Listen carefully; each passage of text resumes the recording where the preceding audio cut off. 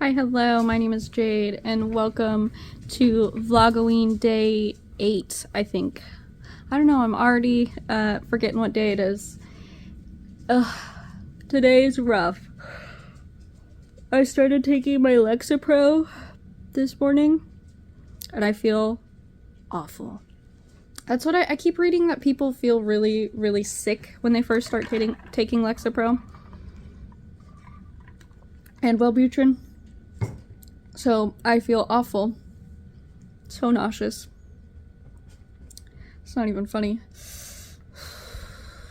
Last night, maintenance came out because we put the report in, didn't realize that it was going to make someone come out right then and there. We just wanted to get it done before we forgot, because we were talking about it. So they came and looked at everything. They said that there's a lot of water damage in our house, and they're going to have to bring contractors in to decide what needs to be done with everything. And we don't know if they're going to move us out of this house for a little bit of time, or if they're going to have us live here while they do that. I don't know. It's like all on one side of the wall. Like, this whole wall is, they found water damages downstairs and upstairs. So that's not good. There's like a bunch of cracks on our walls too in a few places, and he said that that's not okay. The spots are squishy, and it's also, every time like it rains, it'll rain in our like front room right at the door. Toby, get out of there. But even when it's not raining, it'll just drip all day long through our AC vent. So he said that he thinks that we have bad insulation or something, that there's water getting in somehow, and it's, yeah, so he says that there's probably quite a bit of water damage in this house. He did clean up some mold. He told us what to get to clean up the mold to make sure, like, to help get it to stop. We know we have mold in our closet. We just haven't been able to find where it's starting. Like, we have it all over, like almost everything in our closet, so we have to get rid of quite a few things and try to get it off our clothes. So yeah, they're supposed to either come over again today, the contractors, or they're supposed to call my husband to set up a time to come and evaluate. So yeah. I really hope they don't come over today, because I don't feel good, and I just want to lay. I just want to lay down and breathe and try not to vomit, because I do not feel good. I was reading like symptoms and stuff for Lexapro, which, you know, I shouldn't, but I did, because I wanted to make sure like I could take it with the medication I'm on. It says that like you can, but like a lot of people, like, it's not a common mixture, but on TikTok and other places that I looked, almost everyone takes this combination. So, but I also found out that you're not supposed to take it if you have glaucoma. Well, so I'm not really sure if that's gonna have any impact, because I'm still waiting to see this eye specialist. But you know, the pressure in my eye is, I can feel it at this point. Like, I know there's a lot of pressure in there. Like, it feels like there's pressure in there. I don't know how to explain it, but there's a lot of pressure in my eye, and I can feel that, and it hurts, and I have headaches, and I lose my vision throughout the day. So I'm not really sure if this medicine is going to make it worse, but I'm trying to take it for the 2 weeks that I'm supposed to, so that when I go back to psychologist, I can tell her, you know, hey, I think I want to get off this one. I want to stop going to her. I'm trying to get another psychologist. I think it's a psychologist. I always get them confused, just like ophthalmologist and optometrist. I get those confused too. But yeah, I'm going through Telemind to get a new one to help manage my medication. Hopefully someone that I feel like I can actually talk to and feel heard from. That seems to be a rare thing with these types of doctors, which I know they're smart and everything, and I know that they went to school, so they know what they're talking about. They just make it feel like they really don't care about you. And I get it, they see a lot of people, but I worked in the medical field. You're supposed to have good bedside manner, because, you know, people are in need. Like, that's why they come to you, because they're in need, they're vulnerable, and making them feel not heard and stupid is not the way to go. But yeah, I just want to lay down. I'll probably not do anything today. I did all the cleaning yesterday. The only thing I didn't do was vacuum downstairs. I did all the laundry. I need to fold it.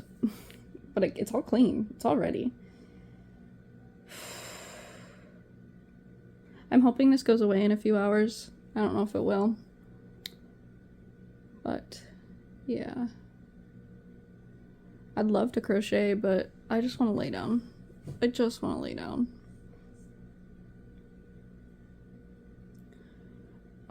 I will get up and get Mr. Jack in a little bit. I just don't want to get up right now, so yeah. Okay, so this is editing Jade. This was Friday, and Friday did not go as planned. As I said in the beginning, I started my Lexapro. Well, towards like an hour after my husband went to work, I started uncontrollably shaking. Like, I could not get it to stop, and it was really scary. I didn't know what was going on, but I was shaking. I felt awful.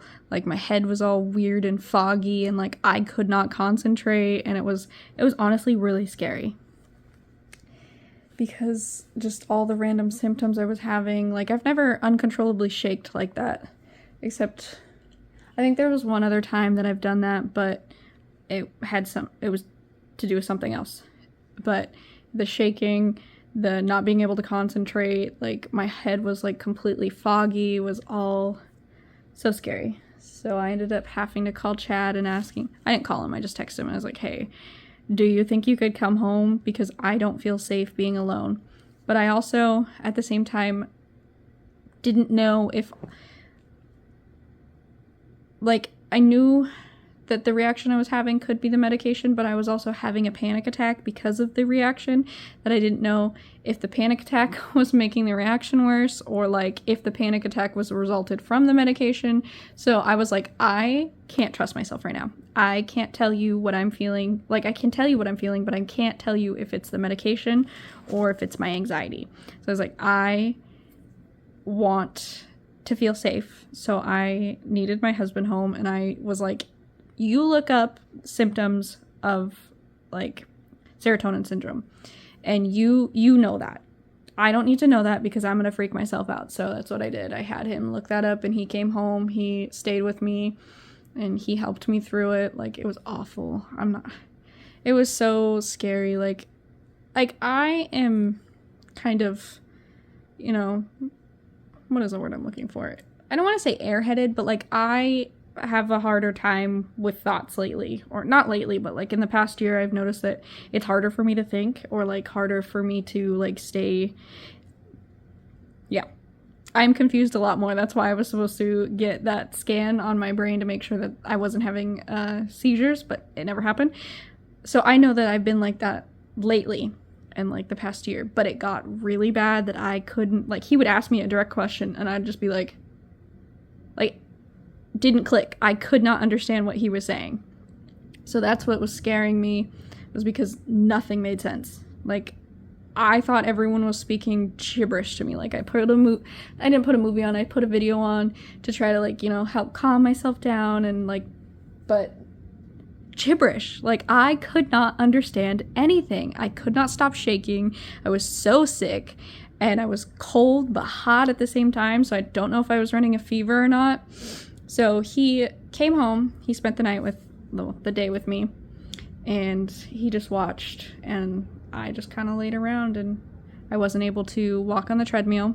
I wasn't able to eat. Like, my body would not let me eat. Like, he tried to get me to like eat a sandwich. He made me a grilled cheese, and I just was like, I tried to eat it and I couldn't.